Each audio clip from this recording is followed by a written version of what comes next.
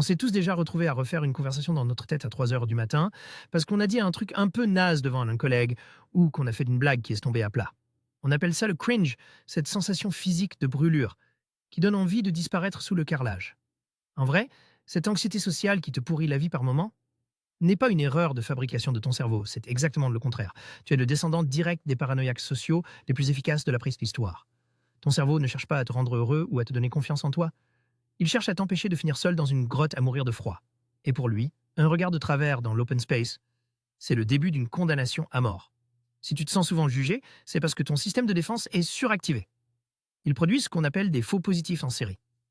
C'est ce que Randolph Ness formalise en 2001 sous le nom de principe du détecteur de fumée. Le truc est simple. Il vaut mieux une alarme qui hurle pour rien parce que tu as fait brûler une tartine, plutôt qu'une alarme qui reste muette quand la maison prend feu. Ton cerveau préfère te faire croire que tout le monde te déteste plutôt que de rater un seul signal réel d'exclusion. À l'époque du Pléistocène, être rejeté du groupe n'était pas un petit drame personnel. C'était perdre l'accès à la nourriture et à la protection contre les prédateurs. L'isolement, c'était un multiplicateur de mortalité foudroyant, donc on a évolué pour prendre le rejet très au sérieux. D'ailleurs, ce n'est pas une image quand on dit que le rejet fait mal. Une étude de Naomi Eisenberger en 2003 sur le jeu Cyberball a montré que se faire exclure d'un simple lancer de ballon virtuel active le cortex singulaire antérieur dorsal. Exactement la même zone qui s'allume quand tu te cognes l'orteil ou que tu te brûles. C'est tellement concret qu'en 2010, des chercheurs ont prouvé que prendre du paracétamol pouvait réduire la douleur d'un rejet social.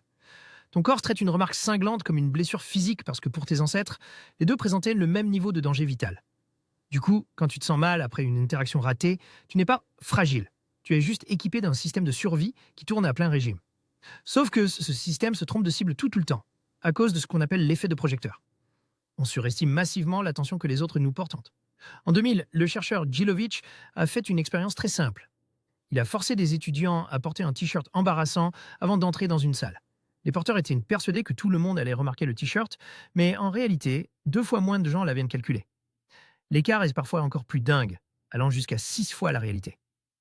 Tu passes ta journée à t'inquiéter d'un bouton sur ton nez ou d'une phrase un peu bête. Alors qu'en vrai, les gens autour de toi sont trop occupés à gérer leur propre projecteur interne pour se souvenir de ce que tu as fait il y a 5 minutes. Le problème, c'est que nos outils modernes ont complètement déréglé notre sociomètre. Mark Leary expliquait dès 1995 que l'estime de soi est une jauge qui mesure ta valeur relationnelle. Normalement, cette jauge réagit à des signaux riches, comme le ton de la voix ou la proximité physique. Mais aujourd'hui, on nourrit ce sociomètre avec des métriques possessionnelles et compressées, et bruyantes, comme les likes ou les vues. Quand tu postes une photo et que tu n'as pas de retour, ton cerveau interprète ça comme une forme d'ostracisme, comme si la tribu t'ignorait volontairement autour du feu. Ça crée une volatilité émotionnelle épuisante, parce qu'on essaye de calibrer notre survie sociale sur des chiffres qui ne veulent rien dire. Pour calmer le jeu, tu dois commencer par accepter que ton cerveau va te mentir. Quand tu sens cette anxiété monter parce qu'on ne t'a pas répondu à un message, dis-toi juste que c'est ton détecteur de fumée qui déconne à cause d'un grille-pain. Ne cherche pas à supprimer l'alarme. Cherche juste à vérifier s'il y a des flammes. Si tu vois un vu sans réponse, ton esprit va immédiatement combler le vide par une interprétation hostile. C'est la théorie de la gestion des erreurs. Tu supposes que l'autre est fâché parce que c'est moins coûteux que de supposer que tout va bien et de se prendre une douche froide plus tard. Mais dans 95% des cas, l'autre est juste en train de faire ses courses ou il a posé son téléphone. Pendant les 7 prochains jours, je te demande de faire un test de calibration. Note une seule chose, le nombre de fois où tu as eu peur d'avoir l'air idiot et le nombre de fois où quelqu'un t'en a réellement fait la remarque ou a changé de comportement envers toi. Tu vas vite voir que ton taux de faux positifs est délirant. Le chiffre à mesurer est simple. C'est le ratio entre tes prédictions de malaise et la réalité des conséquences. Si tu prédis 10 moments d'une gêne et qu'il ne se passe rien, ton système commence à comprendre que l'alarme est mal réglée. C'est en observant ce décalage de manière pragmatique, comme un ingénieur qui analyse un capteur défaillant, que tu reprends le contrôle. L'erreur classique quand on commence à comprendre ça, c'est de vouloir devenir totalement indifférent au regard des autres. C'est impossible et c'est même dangereux. Si tu n'avais plus aucune anxiété sociale, tu deviendrais un connard insupportable que personne ne veut côtoyer. Le but n'est pas de couper le fil du détecteur de fumée. C'est juste de ne pas sortir de l'immeuble en pyjama dès qu'une tartine grille. Quand tu te rates, quand tu sens que tu as encore trop anticipé le jugement d'autrui, ne te flagelle pas.